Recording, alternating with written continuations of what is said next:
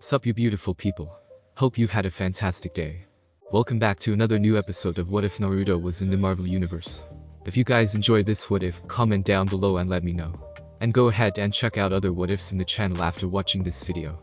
Don't forget to subscribe and leave a like, and also share this video with your friends. Before we get into it though, check out Bilibili Comics. Bilibili Comics is the official trusted place to read hit exclusive series from top creators. Bilibili Comics is a great online webtoons and webcomics reader among all reading apps. Enjoy the best new comics, manhwa, and exclusive webtoons on Bilibili Comics. Download the app now and jump right into it. The link is in the description. Now let's start this video. Natasha's Safe House, New York. September 9th, 2007, 9 o'clock local. Naruto and Natasha are currently making breakfast in the kitchen while Jessica was still sleeping on the bed. Ever since Jessica decided to join their weird partnership, Natasha was able to wake up a lot earlier after a night of sex. When Naruto came back an hour after his abrupt disappearance, Natasha had to talk him into accepting the new arrangement, which in Natasha and Jessica's opinion, really weird. What guy doesn't run head straight into a threesome when it's their girlfriend who suggested it? It took Natasha almost 2 hours to convince Naruto even to consider the arrangement, and after that, he would only decide after knowing more about Jessica, which means they had to go to a date. Jessica almost backed out of the arrangement since, as she put it, I didn't sign up for all of this emotional shit, but as always, Natasha had talked her into saying yes. Now, a lot of other women would probably throw a fit when their boyfriend insisted on going on a date with another woman. Still, everyone else doesn't have an admittedly overpowered superhuman boyfriend that can be classified as an alien that works as the world's most feared information broker and mercenary. One of the things she figured out about Naruto is that he's an emotional individual and hiding it in a mask of cheeriness. Natasha surmised that he must have an extremely rough childhood, a lot more than he was letting on. Another quality of his is loyalty. It's hard to gain his true loyalty, but when you got it, you have it forever. She could tell that he would follow her through hell, the same as she will do for him, although no one said it to each other. Those two qualities are why Natasha already expected the date from a mile away. Naruto wouldn't just have sex with anyone. He would form some sort of emotional attachment first before doing something intimate, as he considers lovemaking a personal experience. Natasha thought for a moment that choosing Jessica, an emotionally distant individual, as a potential partner would be stupid, but they have a lot more in common. And if Jessica remained emotionally distant after that, Naruto's magnetic personality would win her. If Jessica manages to worm their way into their hearts in the future, well, that's just a problem for the future. Naruto and Jessica decided it was best for their date to happen the next day. When Jessica left, Naruto tried to question Natasha if the whole thing is some kind of trick, but another round of reassurance and Naruto believed that no traps or tricks are involved. The only condition she said was Naruto would tell her what he can about happened during the date, since she knows that he would try to respect Jessica's privacy. Flashback start. Naruto knocked on Jessica's door, still confused about the whole thing, but willing to just ride the waves. He's wearing a striped black and white shirt covered by a black leather jacket, a burnt orange pants, and black slip-on shoes. Natasha joined him going out of the apartment. She's going to the SHIELD New York field office to get a report that she needs to bring back to Washington, D.C. when she returns. Before they separate, Natasha gave him a final encouragement. Naruto briefly considered that he was trapped in an infinite Tsukuyomi, before Kurama reminded him that he has the Sharingan, making every illusion useless. Naruto was still contemplating the mess he's been thrown in when Jessica opened the door. She's wearing a dark brown leather jacket and a black scarf over a pepper gray shirt, light gray jeans, and black high-heeled boots. She has her hands in her pockets, head slightly bowed down, and her hair partially covering her face. Naruto could clearly see her insecurities. Her desire to be anywhere away from people. Weirdly enough, her behavior reminds him of how Tsuba-chan was before she became the Hokage. That thought gave him a great idea and changed the whole date. So, want to get out of here? Naruto asked cheerily. Sure, whatever. Jessica answered disinterestedly before walking out of her apartment and locking it. Naruto extended his hand towards Jessica and motioned for her to grab it. She just stared at it incredulously. What the hell is that? We're not going to do all the couple shit. Ugh. We got no time for this. Naruto mumbled before grabbing her shoulder. This caused Jessica to defend herself. She grabbed Naruto's hand and twisted it. She was going to break his joint, but a feeling of disorientation assaulted her senses, and their surrounding changed. Ow ow ow, you can let me go now, he shouted. Jessica released her grip and observed her surroundings. They're on a side road surrounded by trees. It's colder but not too much compared to New York. She can also hear cars not too far away from them. She looked back at Naruto, who's rotating her arms. Where are we? Jessica asked. Somewhere in northern Moscow. Naruto replied. Russia? What the hell are we doing in Russia? Naruto gave her a stare like she's stupid before answering. For our date, of course. Naruto stepped aside, suddenly revealing Raijin with two helmets on top of it behind him. He walked towards the bike and wore his helmet before tossing the other one towards Jessica, who promptly caught it. "Come on," he said energetically while riding the bike. "This is a bad idea," Jessica whispered to herself. When huge racing bikes appear out of nowhere, you know something crazy is about to happen. "It's not a bad idea if we had fun," Naruto replied to herself, musing. Jessica got on the bike hesitantly, opting not to hold on to Naruto. "You should grab onto something." When Jessica didn't answer, Naruto continued. "Okay. Don't tell me I didn't warn you." Naruto did one last rev of the bike before quickly shooting off. Jessica had no choice but to loop her arms around Naruto's abdomen, or she would fall off. The pair quickly reached the highway, and Naruto just kept on zooming past the cars until they reached Moscow. The adrenaline surging through her body due to the bike ride caused her to be looser and more eager as they continued. Naruto continued to go through the city until they reached a small bar. Jessica could see that it's at least 50 years old. Naruto parked the bike at the alleyway behind it before motioning for her to get off. They removed their helmets, and Naruto locked both of them on his motorcycle. "When we get inside, let me do all the talking first until I tell you, you can loosen up," Naruto instructed while retrieving something from his jacket pocket. Sure. Cause everybody speaks Russian," Jessica sarcastically replied. "Don't worry. I made this for you," Naruto said while showing her a black choker. "This thing would make sure you understand everything they say, and they hear everything you say in any language they would understand. Don't question how it works cause I'm not gonna say," he explained. Jessica pulled down her scarf before taking the choker. It's a black leather band with silver characters engraved on it. "Thank you," Jessica shyly said. "You're welcome," Naruto replied. The pair walked towards the front of the bar and entered it. When they got inside, Jessica saw a stereotypical dilapidated bar. Wobbly tables, creaky floorboards, all the shebang. Overall, it's a bar even she wouldn't go to. Naruto approached the bartender. The bartender is a 5'9" older man with balding white hair and brown eyes. He's wearing an old brown sweater over a white shirt. "Vygotsky, got any available seats?" Naruto asked with a wide smile. "Ah, Mr. Vasiliev. Of course, we always have a seat for you," the now-named Vygotsky greeted. "I see you finally brought a woman, eh?" he said while nodding towards Jessica. "No, not like that. We're still getting to know each other," Naruto replied. "Sure thing," Vygotsky answered. He reached under the bar and placed 6 bottles of clear alcohol on the bar. Each of them are only labeled with the name Spiritus. "Now, be sure not to drink this as it is." Naruto picked up the bottles while passing one of them towards Jessica. He looked back at Vygotsky and placed a roll of rubles on the table. "Thanks. I'll see you before leaving," Naruto said before walking behind the bar and going down the trapdoor. Jessica followed Naruto through a series of corridors below the bar in silent contemplation. She knows they are speaking in Russian, but for some reason, she can understand it, even the subtle inflections, and all of it is because of the choker she's wearing. She can't help but open the bottle and taking a swig out of it, but that proved to be a bad idea because she started coughing after only having a sip. I should have warned you. That's 95% alcohol," Naruto warned, although a little too late. Jessica just gave him a hard glare. They continued down a maze of corridors with Naruto confident in his step until they reached a large metal door. Naruto knocked twice, and a peephole opened. A man opened the door and checked them out before closing it again. A moment later, the door opened, revealing a man that is more than likely the twin of the bartender. The difference is he's wearing a suit. "Mr. Vasiliev, welcome back. Are you going to participate or spectate?" the man asked. "Gregory, good to be here too," Naruto greeted. "I'm just spectating, but this lady here is going to participate," he said while pointing at Jessica. "Are you sure?" Gregory asked. "Oh yeah. She can handle herself," Naruto replied confidently. "Very well, then." Gregory turned around and walked inside the room. Jessica finally regained her presence of mind and tugged Naruto's arm to get his attention. "What did you just sign me up to?" Jessica said through gritted teeth. "Here's the rundown. This place is a criminal paradise.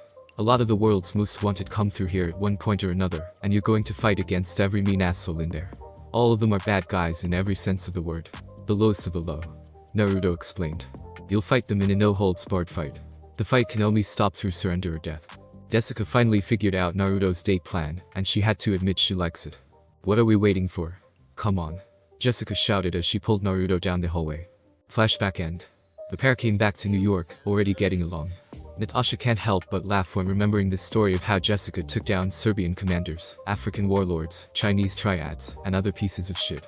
When Natasha asked about the location of the place was that it's in Moscow. Apparently, he uses it to mine information on the criminal underbelly. A few more outings similar to that, and Naruto was finally comfortable enough to try the whole thing. The first time it happened though has a lot of awkward moments, but as the night went on, it got a whole lot better. Hey, you got a safe house you don't use? Preferably a place only you know.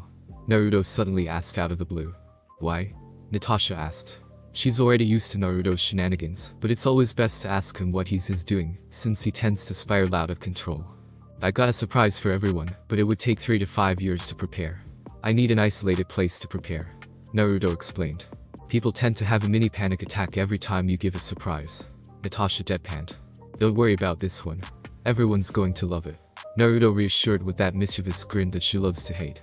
Natasha released a deep sigh and walked over to a stack of pen and paper near the phone. She wrote down an address and gave it to Naruto. That's a house outside a medium-sized town in Switzerland. It's far enough from the town that no one accidentally goes to it, but near enough that you can make a day of buying stuff from the town. Natasha explained. Tell me when you're done with it.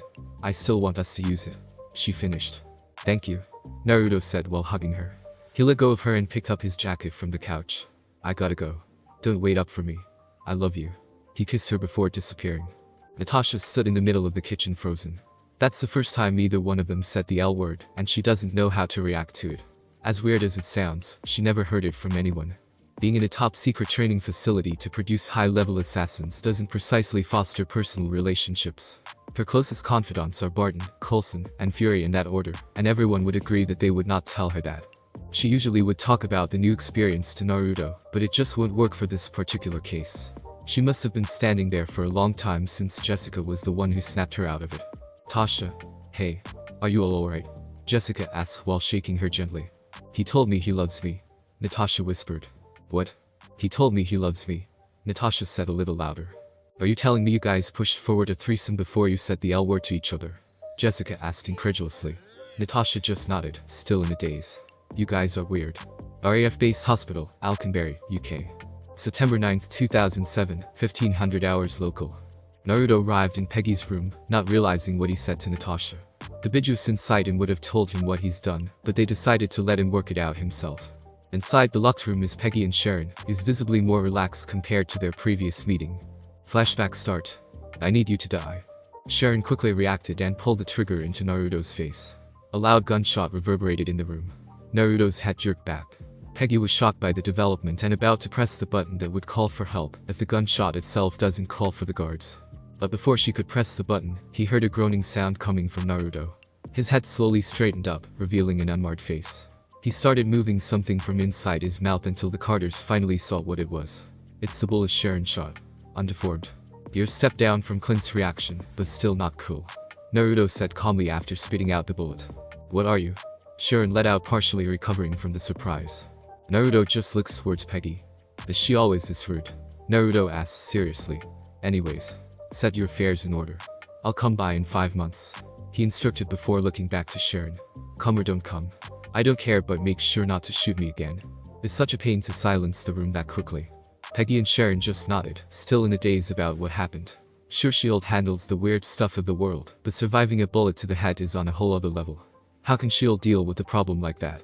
It's even worse than the whole problem, since you can easily find an 8 feet green monster running around, but someone like Naruto walking around would just be a bitch to deal with. Alright. I'll see you later, Naruto said with a wave. I'll just bring this with me, he said while touching the cube of vibranium. And don't tell Fury about any of this so the deal's off. He finished before him, and the block of vibranium disappeared, leaving a stunned set of Carters in the room. Flashback end. Before we leave, I need you to leave your phone here. Don't worry. You'll get it back. I don't want anyone finding out about your aunt here, Naruto said towards Sharon, who hesitantly left her phone on the bedside table. Naruto then took hold of Sharon and Peggy's hand before disappearing. As soon as they were gone, 2 reinforced Naruto clones showed up in the room and hinged into Peggy and Sharon. Peggy went to bed and laid down, while Sharon took the phone and left the room. Dawn, Switzerland. September 9, 2007, 1630 local. Naruto, Peggy, and Sharon appeared inside a living room of a fully furnished home. They can see through the window that the house is built on the side of the mountain, evident by the majestic scenery of white-capped mountain ranges and pine trees. This is where you are going to stay for the foreseeable future, Naruto said. Where are we? Peggy asked after she sat down on the sofa. Her frail body can't handle stresses as it used to, especially the dizziness the teleportation caused. We're in a safe house in Switzerland. A friend of mine owns this place, Naruto replied. We got 5 hectares of open mountain terrain we can use to condition your body after the procedure. I think that's more than enough. What exactly am I doing here? Sharon asked. You're the insurance. Naruto answered, but when he saw the questioning look of his audience face, he continued. If Peggy here dies for any reason during this procedure, I want someone to know that she decided to undergo this process under her own volition.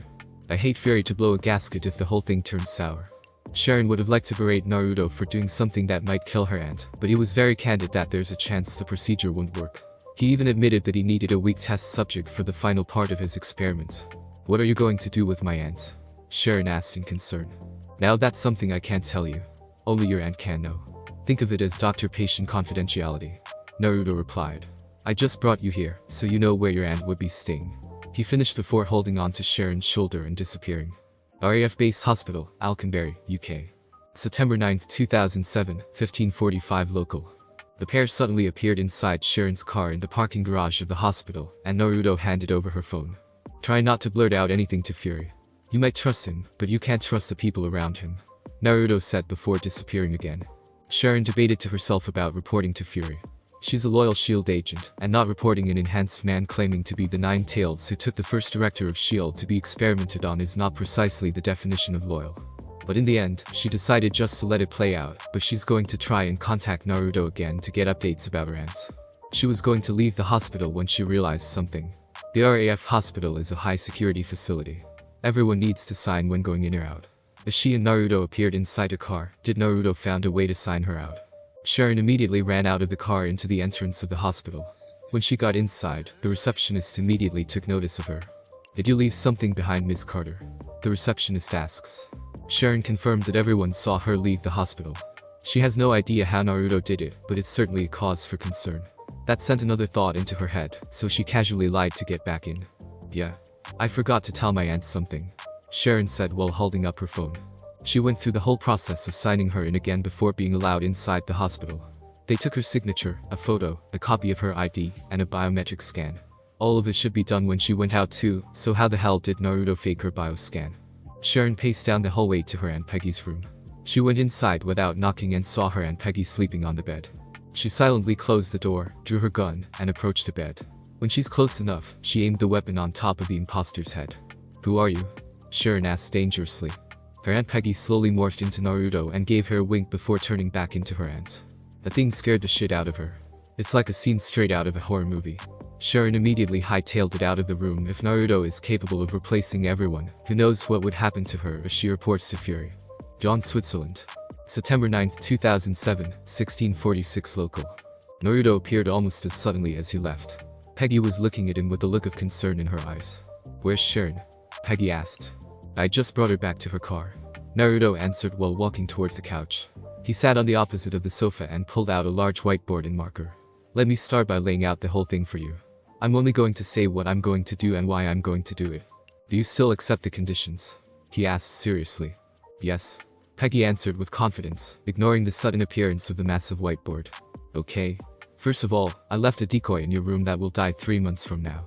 We need you to be entirely out of the picture so we can maximize the surprise during the counteroffensive, Naruto explained while writing it a condensed version on the whiteboard. Secondly, if Coulson doesn't find Cap in 2 years, I'm going to get him myself. Why can you just do it now? Peggy interjected. Because I'm still fixing some stuff before I can find him, and we need the time for you to condition your body. When the captain is found, we need you to be ready for anything before revealing you to the world, Naruto answered. Thirdly, we can't continue with the procedure until we strengthen your body for at least a month. I'm going to visit you every day and leave ready to eat meals, and 3 bottles of nutrient shake that you need to finish every day. When we start the restoration process, your body's going to need a whole lot of nutrients. We need your body to stock up as much as it can, he said while placing a 500 ml tumbler. Fourth, during the restoration, we're going to hook you up to a dialysis machine. Each cell of your body would either rejuvenate or be replaced. Either way, it's going to flood your body with toxins. That's second to the most dangerous part because of the shock of the toxins in your body might cause a systemic collapse of your organs. Second, if systemic organ collapse is bad, what could be worse than that? Peggy inquired with a raised eyebrow. Well, that's the last part. While the rejuvenation is happening, we need your soul and body to adapt to it. My soul? Yes, your soul, Naruto confirmed. Your soul aged with your body. If it suddenly inhabited a body not suited to it, there are going to be some complications. The solution for that is the most problematic danger we would encounter, he said while drawing a human body.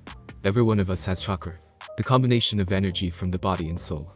It's stored inside the body as chakra reserves and moves around through a chakra network. Are you with me so far? Peggy nodded, although she doesn't honestly believe what he's saying. Most people minuscule chakra reserves and atrophied chakra network due to lack of use through dozens or hundreds of generations. It's just enough to keep someone alive.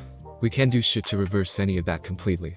But what I can do is to make your reserve a tad larger, increase your chakra regeneration, and reinforce your chakra network.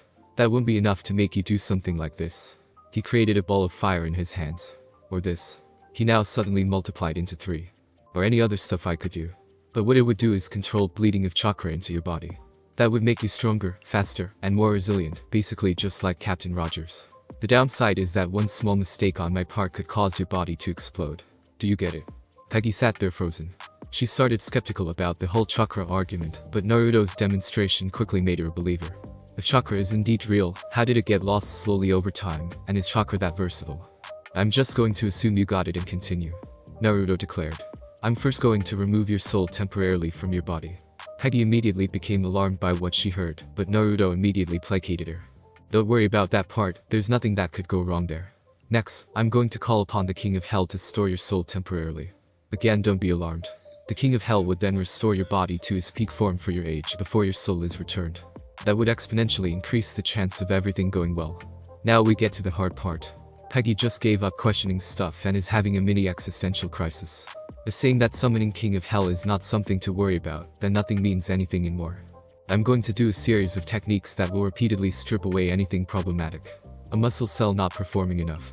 That would be activated. Dying nerve cell. Destroyed and replaced. It would be killing you each cycle, since it would be replacing a large number of your cells every time.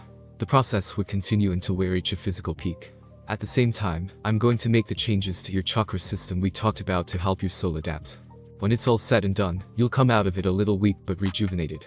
It should take 2 years for you to adapt, and another year for me to teach you stuff. Your old fighting style wouldn't work with your new body. It's like an amateur driver is suddenly placed inside an F1 car. Naruto finally ended his explanation. I have 2 questions if you wouldn't mind answering. Depends on the question. How did you come up with the procedure, and why are you doing this? The real reason. I guess that's fair, Naruto said with a sigh. The procedure is a combination of some things I thought might work. I started testing a lot of stuff for plants. I then moved up to a mouse, a cat, a pig, then a chimpanzee. Don't ask how I got any of those. Then I finally moved up to human test subjects. He could see Peggy's reaction, but he just continued. When I do my mercenary job, I take 1 or 2 guys that wouldn't be missed. Things quickly got messy after that. I have no idea why, but doing chakra enhancements without step-by-step preparation turns humans into a human bomb with each cell individually exploded. Peggy paled, hearing the possible side effect of the procedure.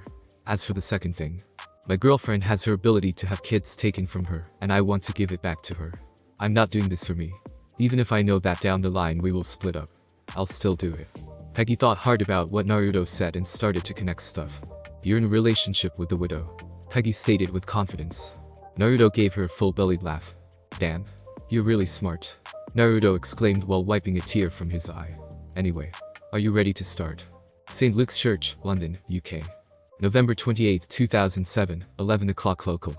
Naruto is leaning on the railings of the choir loft, looking over the whole ceremony, making sure nothing would be missed. He's wearing an all-black suit partnered black leather shoes and aviator-style shades. Peggy Carter died 8 days ago, and her will stated that she would like her funeral to happen in this church. The reason he's attending is that Natasha wanted to join the funeral, so he came with her. He had to try hard not to laugh at the whole thing, since he knows that Peggy's alive and well. He almost lost it when Sharon started crying while giving her eulogy. Actually more than well, she's excellent. The procedure went off without a hitch, and she's already able to move around without assistance, unlike the first few days where she would regularly trip over nothing, since her mind is still adapting to her body. Aside from that, Naruto can't believe how beautiful she looks. He finally understood why the captain fell head over heels for her. If he didn't genuinely believe that Natasha is more beautiful than Peggy, she might have been mesmerized by her too. Naruto sighed when he thought about what he would need to do in the following weeks. He needs to intercept all the files of Peggy's death certificate to make it easier for her to return to society. The question is how he would do that while maintaining the cover that she's dead. When the funeral ended and Peggy's body was carried out of the church to bring to the cemetery, Natasha looked at him and gestured that she would talk to some people for a while. Naruto just nodded and gestured that he would just wait where he would be there waiting. Naruto didn't stay there alone for long when he heard 3 sets of footsteps from behind him until one by one, the 3 reached the railings. Barton positioned himself on the left, Fury on his right, while Coulson is on the other side of Fury. All of them were wearing black suits except for Fury, who's still wearing his black coat.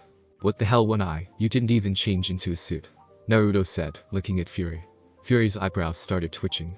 I'm still wearing black, aren't I? Fury defended. Whatever you say, man, Naruto said dismissively before looking at Barton. How'd you like your bow? You couldn't leave a single note on how to use the thing. I almost destroyed the field before I figured out how to use it, Clint exclaimed while keeping his voice level low. Clint took a month to figure out how to use the bow.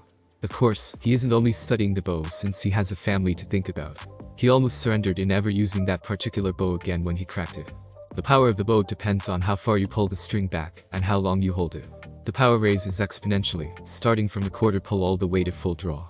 The same goes for the draw time. The weakest one would be from 0 to 2 seconds, and the power would rise exponentially from that until max power at 10 seconds. Pulling the bow at quarter length 2 until 2 seconds would make the bow fire normally, but fully drawing the string at 10 seconds would cause the arrow to have the same force as a javelin missile. All the explosions aren't helping Laura's recovery, since it stresses everyone, especially Laura and Cooper. Good thing Naruto left a cooler full of ready-to-eat meals that lasted them for a week and a half. He hated to admit it, but those meals are one of the best things he ever had. Laura is still continuously bugging him to get Naruto to bring more food. Where's the fun in that? Naruto retorted with a wide grin. Oh. Say hello to Lila for me. Say it's from Foxy. Clint's head rapidly turns towards Naruto. His eyes are wide and alarmed. You're fucking Foxy, Clint shouted. You didn't know? Naruto asked before laughing hard. You're telling me Lila never told you? That's gold. He forced out before laughing hard again. In the past 8 months, Laura and Clint have been busier with Copper, which inevitably caused them to lose some time with Lila. Good thing that she started going to school, which took up most of her time.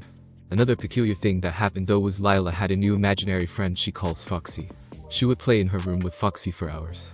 The reason Laura and Clint thought her playmate was imaginary because they never saw her playmate, and the description of Lila's playmate changes every time. Clint is seriously considering placing cameras with motion detectors all over the house, particularly in Lila's room.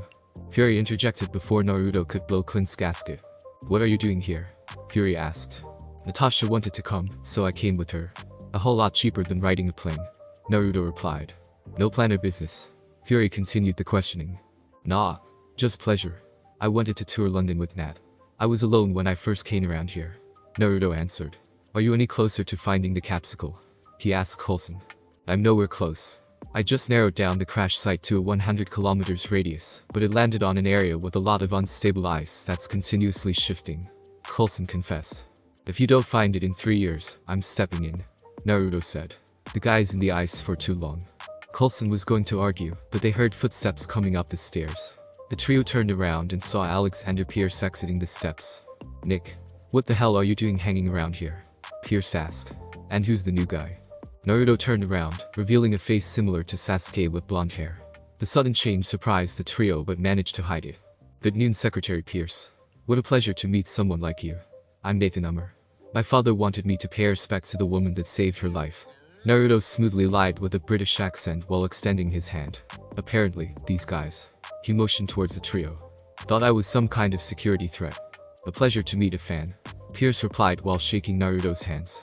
Would you mind leaving for a while? I need to discuss something with my associate here. National security and all that stuff. You understand? He requested. No problem, sir. Naruto said before looking back at the trio, who's using all their will to stop dropping their jaws. Gentlemen. He greeted before leaving. Pierce waited for Naruto to leave the choir loft altogether before looking back at Fury. I heard you're starting up another search for the captain. What's that all about? Pierce asked.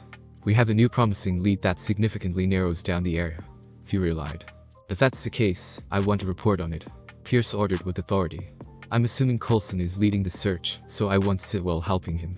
That might speed up the whole thing. He finished before walking away, not giving Fury time to veto it. When Pierce was gone, Fury gave Coulson an order. Make sure Coulson just gave Fury a nod. What nobody saw was black characters crawling up the hand Pierce used to shake hands with Naruto until it reached his nape before disappearing. That particular Fune script is an eavesdropping seal and inhalation seal combined. Fayetteville, North Carolina. January 20, 2008, 1900 hours local. Fayetteville is a medium-sized city with a population not reaching 200,000. It's considered a military town due to its proximity to the US Army installation, Fort Bragg. Many trainees and soldiers visit the town to unwind or celebrate when they get time offs. The bars are particularly popular with the soldiers as expected. Tonight is no different than any other night. A particular bar near the edges of the city is a favorite of some of the rowdier clientele. It has a good music, good atmosphere, good drinks, and good food. The perfect place to enjoy what little time off a soldier has. Everyone inside the bar is enjoying themselves, drinking, singing, dancing, chatting, everyone except one. A lone man sitting on the edge of the bar is drinking his way through a bottle of bourbon. The weird thing though, is that everyone is going out of their way to avoid the man. His name is Erik Stevens, the Lost Prince of Wakanda. He's a 6'0", 24 years old, muscularly built, African-American man with short black hair and black eyes. The man can be described with one word, tenacity. His whole life is based on his father's ideals. The night his father died, he discovered his ancestry. The ancestry of the most powerful civilization to ever exist. Reading his father's journal left an impression on him, the marginalization of his people, the injustices, the slavery, the oppression. He understands everything his father wanted to do. Use the power of Wakanda to change the world order. It's time for Wakanda to rule the world as it should be. Erik planned out his whole life to eventually be the king of Wakanda. He studied hard and fast-tracked himself to college. After he graduated with honors at MIT, he joined the US Navy until he eventually joined the Navy SEALs and assigned to the renowned Team 6. Erik had been able to complete 41 missions in the short span of 2 years, and racking up 56 kill counts, causing him to earn the fear and respect of his comrades. All his kills are marked into his body using the traditional crocodile scarification. His accomplishments finally led him into being transferred to the Joint Special Operations Commander JSOC a week ago, which is based in Fort Bragg. The reputation he earned caused people to avoid him as much as possible. That's why he's sitting alone and isolated inside the crowded bar. Erik was on his 6th glass of bourbon when a blonde man wearing a burnt orange jacket sat next to him, causing the bar to quiet down in surprise. He studied the man for a moment, assessing if he's a threat. The man's posture is relaxed, which is opposite to what Erik's instincts are telling him. There's an underlying aura that could only be observed in war veterans, but the man looks younger than 25. The dichotomy of the man's presence caused Erik to increase his vigilance. The blonde man sat there for a while before signaling the bartender. Shot glass, a bottle of the Verclear, and the largest serving of cheesy fries you have. Add as much cheese as you can. Serve everything at once. The man ordered while sliding $200 to the bartender. When the customers heard the man finally order, they slowly regained their energy until everything returned to normal. The bartender quickly fulfilled the order without questioning the man for his drink choices. It's not his job to babysit customers. The man's order was served in under 5 minutes. The large tip he gave must have motivated the staff enough to deliver the order quickly. Damn. That hits the spot. The man said after taking a bite of fries and taking a swig of the Verclear. He then looked towards Erik and slid the fries closer. You want one? Erik just grunted in negative. He still can't figure out the man's agenda and is hanging back just to observe him. You know you should use your words, Lieutenant Stevens. Erik's alert level increased when he heard his name. You might turn into an emo duck-haired bastard when you just keep on grunting. Erik just kept on eyeing him, not falling for any of the man's provocation. The man just kept on eating and drinking, not paying attention to Erik. There's more to life than killing people and being the best. You won't be able to enjoy life if you keep living the way you are now. The man somehow finished the whole bucket of fries and a bottle of the Verclear in the short amount of time he sat there. Follow me. You're going to want to hear what I'm going to say. The man said before standing up and walking out the front door. Erik debated to himself if he should follow. The man clearly knows who he is and what he does. From everything he gathered from the short meeting, the man may come from the CIA, NSA, Homeland, or any other agency out there. With nothing to lose, he got up his seat and left $50 on the table. He walked out of the door and saw the man walking inside a small park a block away from them. When Erik got inside the park, he saw the man sitting on a bench. He walked over and sat on the opposite side of it. Before we start, I think it's best if I introduce myself since I know everything about you already. You can call me Naruto. I do not work for any government or organization. I'm just a lone wolf here to extend you an offer. Naruto said while holding a folder in his hands. Enough with all that bullshit. Just say your piece. Erik urged, nervous when he heard Naruto emphasize the word everything. I want you to quit the military and work for me. I'll send you to deal with all the worst scumbags in the world and, at the same time, help people held down by the scumbags. You're going to do all these things alone or with me. Naruto laid out his offer. The only catch is you could only do one mission a month. The mission could last half a day or 1 month, but you could only do one. Why the hell would I want to do that? I've just been transferred to JSOC. I could do all that shit well in there. Erik retorted, seeing no point in accepting the man's offer. Well, aside from the generous pay that might go as high as $1 million for each mission. Naruto reached inside his pocket and revealed a single Kimoyo bead. I'll give you one of these things for every 2 missions. That way, you could have a complete working set by 2 years, Prince Jidaka. Erik immediately noticed the Kimoyo bead when he saw it, even though the only one he ever saw was his father's, and that wouldn't work for him, since it's already coded to his father's DNA. The name Jidaka, though, that's what alarmed him. The only way Naruto could know that name was if he read his father's journal, which is in a safety deposit box. Erik drew a knife from his back and placed it on Naruto's throat. Who are you?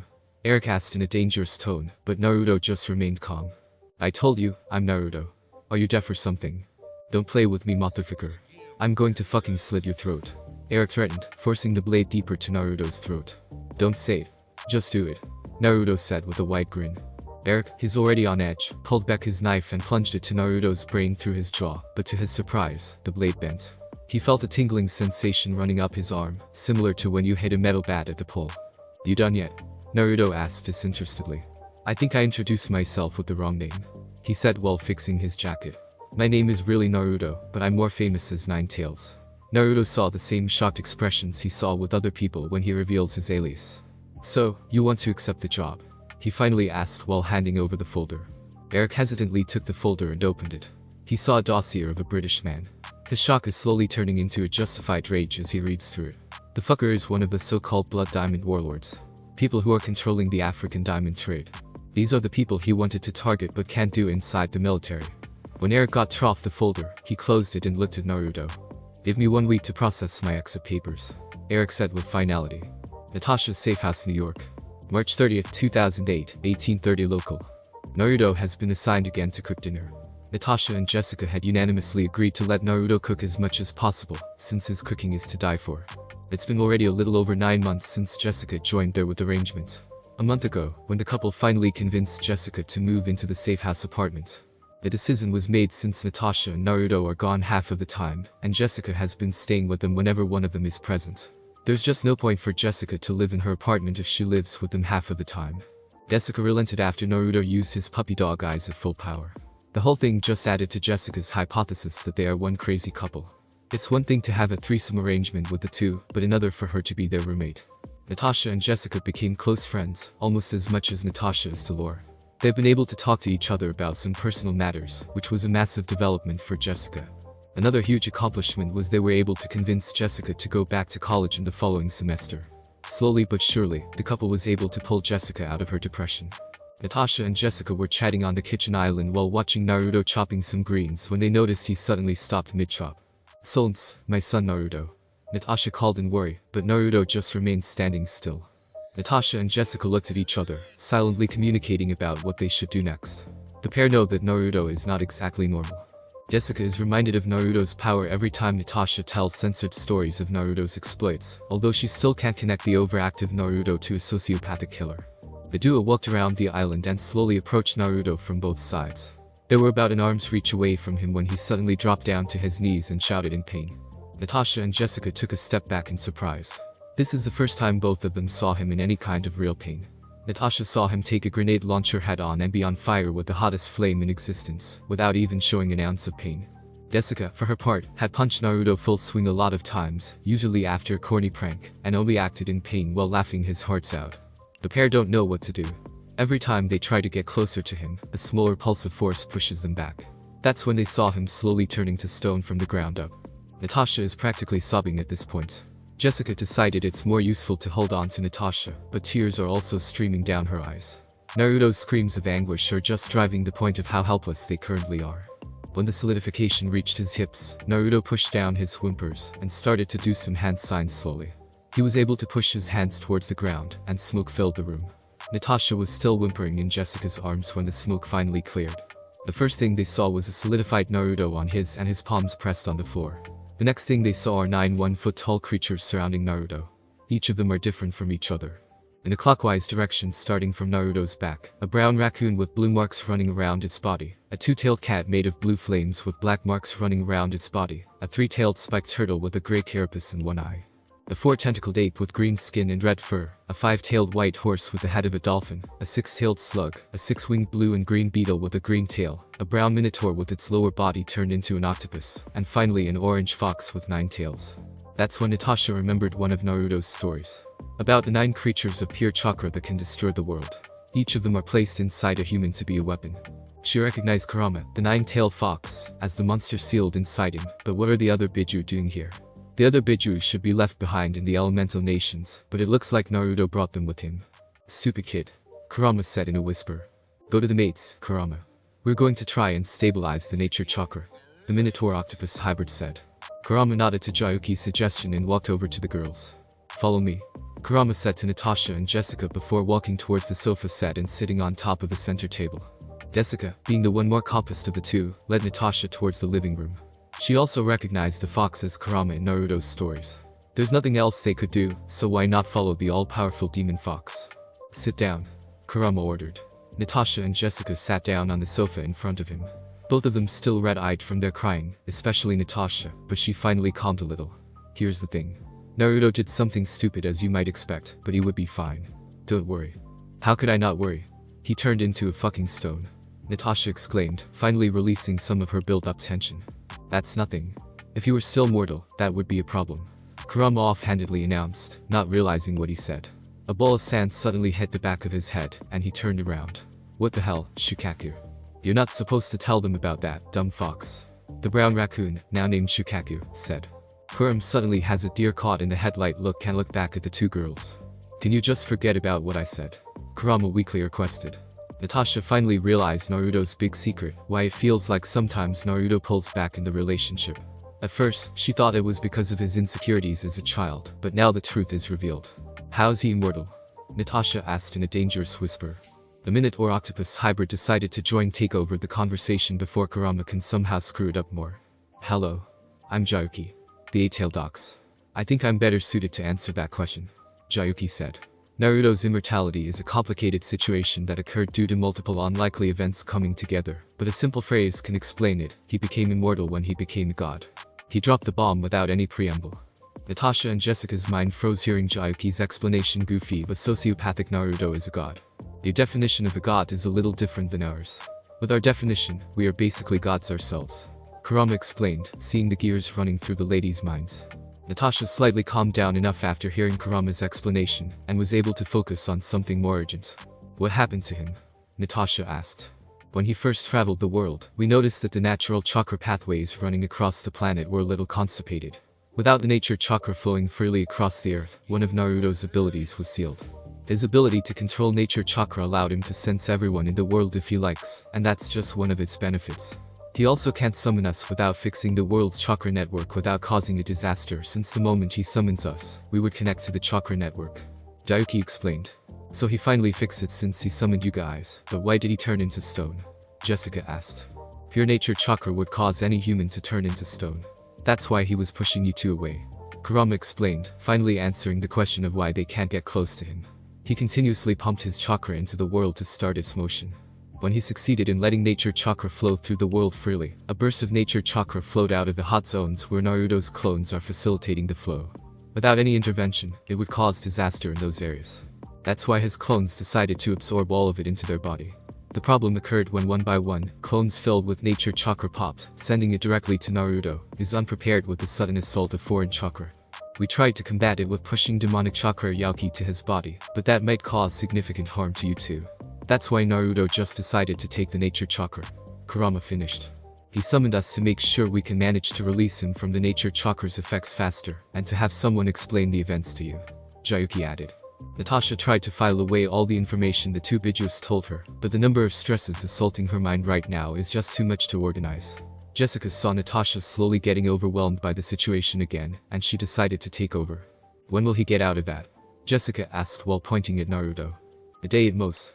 Tomorrow morning the earliest, Jiyuki answered. Alright, thank you. I'll just take Nat to the room. We probably can't eat after all this, Jessica replied before standing up and leading Natasha to the bedroom. Of course. We'll handle cleaning up the mess here.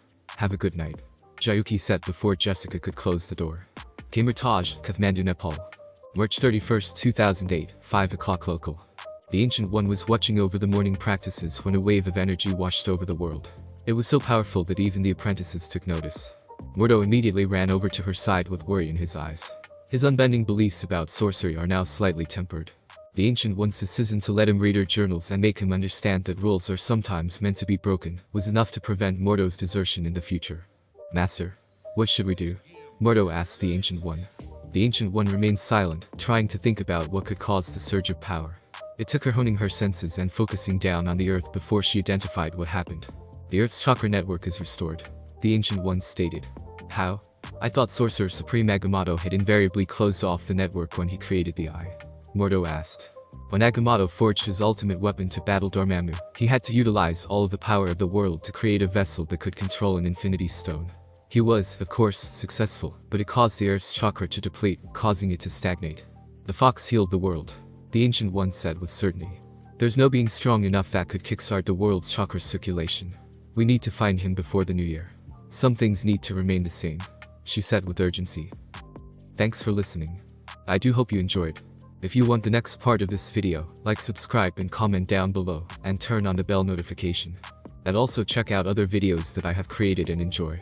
See you in the next video. Peace.